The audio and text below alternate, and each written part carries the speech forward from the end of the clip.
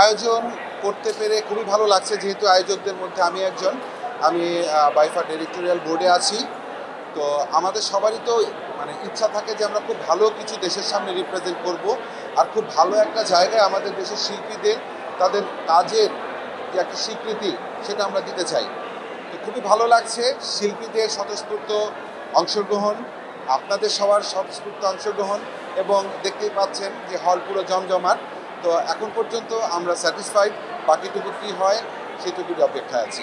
আসলে দেখুন, মানুষের চাহিদার তো শেষ নেই। আমরা চেষ্টা করছি আমাদের সর্বোচ্চটা দিয়ে, আমরা চেষ্টা করছি নতুনত্ব কিছু যোগ করতে।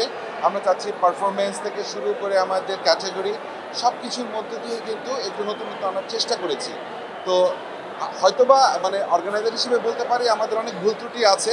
এই ভুল ত্রুটিকে ক্ষমা করে আমাদের সুন্দরগুলোকে আপনারা ভালো মতো দেখবেন, এবং সামনে যেন আমরা ভালো করতে পারি সেই দোয়া আমাদের জন্য করবেন।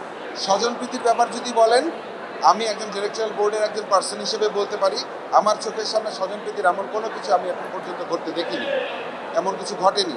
এবং আপনারা যখন দেখবেন যে কেউ কোনো একজন শিল্পী তিনি অ্যাওয়ার্ড পাচ্ছেন, আপনি নিজেই বুঝবেন যে সেই শিল্পী আসলেই সেই অ্যাওয়ার্ডটা পাওয়ার যোগ্য কিনা। অবশ্যই যিনি ডিজার্ভ করেন তাদেরকেই আসলে আমরা সম্মানিত করার চেষ্টা করছি। সবচেয়ে বড় কথা আরেকটা ব্যাপার হচ্ছে যে জুরি বোর্ড, আমাদের জুরি বোর্ডে যারা আছেন তারা কিন্তু বাংলাদেশের মানে স্বনাম খ্যাত, এবং তারা অনেক এক্সপিরিয়েন্স।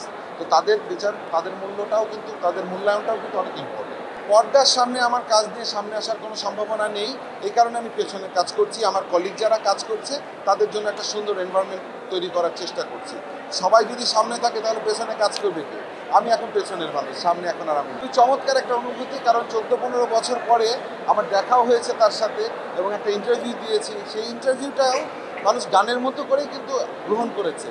প্রচুর দেখলাম ভিউ হয়েছে, প্রচুর মানুষজন চায় যে এই যদি আবার ফিরে আসুক, তারা আবার কাজ করুক। তো যেহেতু আর কাজ করছি না, এরকম হয়তো বা হবে না, তবে এই ভালোবাসাটা সারা জীবন মনে থাকবে।